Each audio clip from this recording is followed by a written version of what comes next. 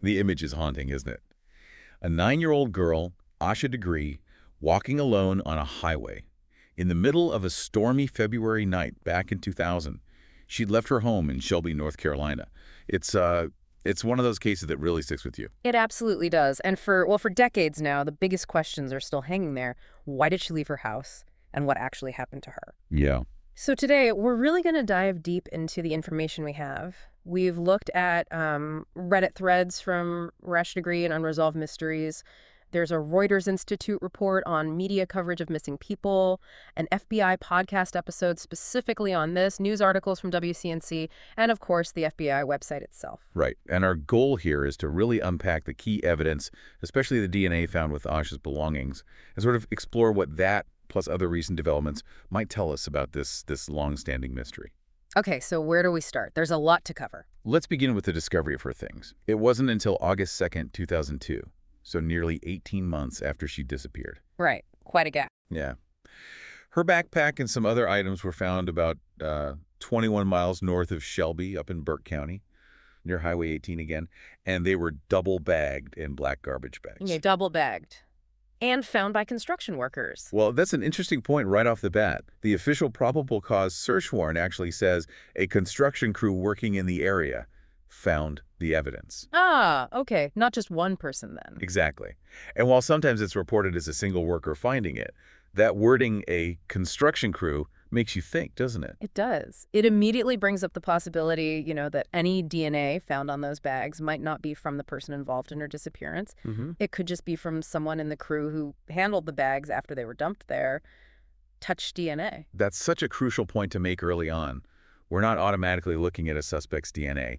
And someone on Reddit, Elephant Panama, actually mentioned a 2005 article that seemed to point to one guy, Mr. Fleming, finding the bag while he was cutting a road. Right, and even then, there were slightly different stories about how he found it. Like, was it caught in his machinery, or did he just spot it and pick it up? These little inconsistencies, even right at the discovery point, they muddy the waters, They really do. The exact chain of custody, who touched what and when, even from the moment those bags were found, it's a bit uncertain. Another Redditor, Mega Vortensons, pointed out that even Mr. Fleming's own account and news reports seem to vary a bit about when he told his wife.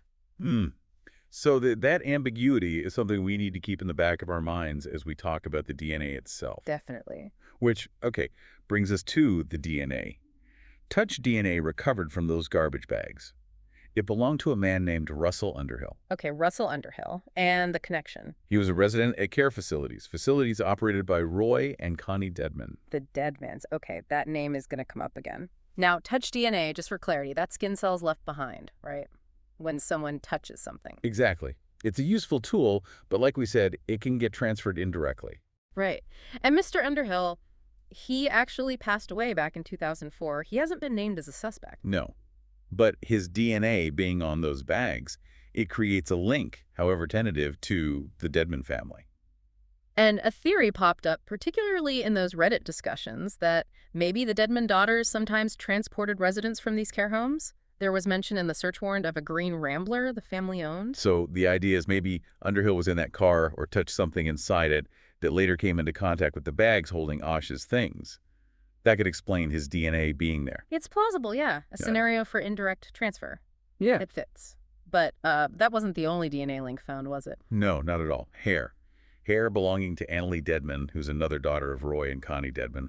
That was found on Asha's undershirt. On the undershirt inside the backpack. Inside the backpack, yes. So, okay, how does Annalee Dedmon's hair get onto Asha's shirt? Exactly. Another potential transfer situation, maybe one theory suggested by a Reddit user, Cactus Lord, was that perhaps Annalee's nightgown got mixed up with Asha's stuff by accident when someone was getting rid of the backpack. It's another possible explanation. But it's another thread, isn't it? Connecting the Dedmon family again to Asha's belongings. It is, and it certainly seems like the investigation has really zoomed in on this family more recently. Definitely. We know that in February 2025, warrants were issued for the cell phones of two Dedmon daughters, Lizzie Foster and Sarah Dedmon Capel, and also for Roy Dedmon, the father. Warrants mean investigators believe there was probable cause that those phones might contain relevant information about the case. And on top of that, there have been reports about damaging text messages between family members. Some apparently even got out, circulated online. Yeah, those texts, they're pretty concerning. We're talking about messages from September 2024. In one, Lizzie apparently says she feels horrible and writes, "I caused this." Wow, I caused this. Yeah, and Sarah seems to try and reassure her, saying it wasn't her fault. There's also talk about cooperating with police and mentions of what Dad says. Okay, so coordinating responses maybe? It certainly could look that way. And then there's another message from Sarah. She talks about some unidentified shirt being found, and Asha's mother apparently said it wasn't Asha's. Sarah then expresses fear that her father would become a suspect, and she adds, "I don't remember that shirt." I don't remember that shirt. Yeah. That's specific. These messages, they definitely raise flags about what they might know, maybe a cover-up. They really do. It strongly suggests the family was aware of something, concerned about the investigation, and this lines up with what investigators have apparently stated their belief that Roy and/or Connie Dedmon might have obstructed justice, maybe helped conceal a crime. And it doesn't stop with the texts, does it?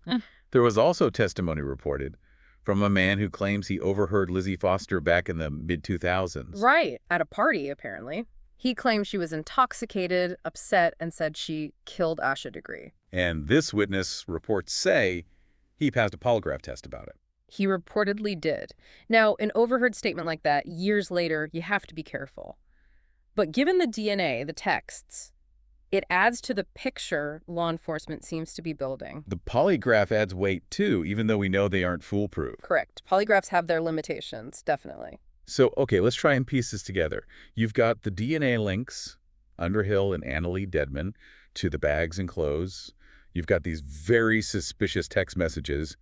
And you have this alleged confession overheard years ago. A major theory has really solidified from all this, especially online.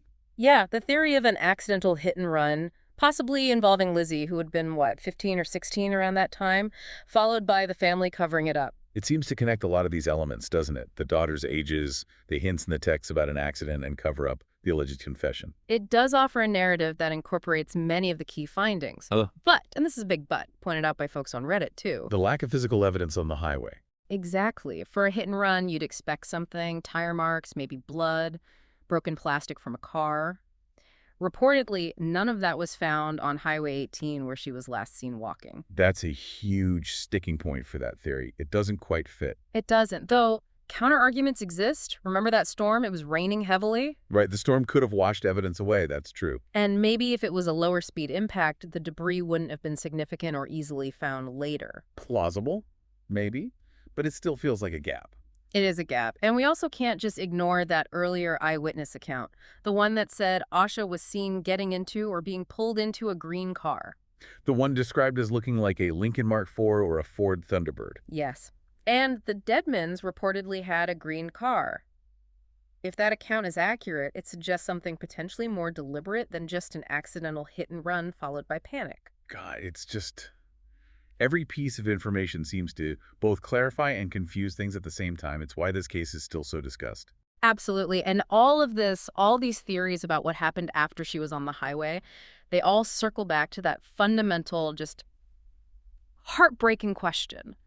Why did a 9-year-old girl leave her home in the first place, in the middle of the night during a storm? That's the core mystery we still don't have an answer for. People have guessed, maybe the power outage confused her about the time, or maybe it was just a sort of childhood adventure gone wrong. Or darker possibilities. Was she running away from something inside the house? Was she somehow lured out by someone? We just don't know. And those other strange details don't help. The cellophane candy wrappers found near where she was seen walking the same kind she had at home, but they couldn't definitively link them. Right. And then the items found in her backpack later. That library book from a school she didn't even go to. And the New Kids on the Block t-shirt that her parents said they'd never seen before didn't recognize as hers. It just adds layers of mystery to her actions before whatever happened on that highway. Were these items planted? Did she get them from someone? Why did she have them? So many questions. But it is important, I think, to talk about what law enforcement is doing now. The FBI has been very clear. This is not considered a cold case. That's right. They stress that work is ongoing, happens regularly. They also talk about the challenges, investigating something from back in 2000. Before everyone had cell phones, before home computers were common, before surveillance cameras were everywhere. Exactly. None of that digital trail we rely on so much now. But they have put in significant effort. They deployed the CAR team, child abduction rapid deployment, back in 2017. They basically re-examined everything. A fresh set of eyes on all the evidence. Yeah. And they're still tracking tips. They said they've received nearly 500 tips just since 2015. Wow, still coming in? Still coming in. And the investigation isn't just local. The FBI has helped conduct interviews in different states. It shows the scope and the commitment. It really does. And they always emphasize that the public's help is still vital. They urge anyone, if you know anything, even if it seems small or happened a long time ago, please come forward. Right. Let the investigators decide if it's important. Precisely. And they've given out the contact info repeatedly. The Cleveland County Sheriff's Office is 704-484-4822. The FBI Charlotte Field Office is 704-672-6100. There's the National FBI Tip Line, 1-800-CALL-FBI. Or the website, tips.fbi.gov. Just make sure to reference Asha Degree. And the National Center for Missing and Exploited Children, too, right? Yes, 1-800-THE-LOST or 1-800-843-5678. And the FBI also has that age-progressed photo of Asha on their site, fbi.gov/AshaDegree. Worth looking at. Absolutely. It's a stark reminder that this little girl is still missing and answers are still needed. Now, just briefly shifting gears slightly, that Reuters Institute report we mentioned, it brought up a broader point about media coverage. Yeah, it discussed the phenomenon sometimes called missing white woman syndrome. Basically how the media tends to give significantly more attention to cases involving missing white individuals, especially women, often from middle-class backgrounds. Compared to cases involving people of color or those from, say, lower socioeconomic backgrounds. Exactly. Now, the report didn't specifically analyze Asha's case coverage in that context, but Asha is a young Black girl. So it provides a sort of general backdrop for thinking about how these stories sometimes get told or maybe don't get told as widely as others. It's a valid point about potential disparities. The report mentioned contrasts like the huge coverage for Alice Gross or Nicola Bulley versus maybe less attention for Joy Morgan or Fiona Holm, who are women of color. Just something to be aware of in the broader context. For sure. So bringing it back to Asha, we have these really compelling pieces now. The DNA links, however they occurred, tying Underhill and Annalee Dedmon to her things.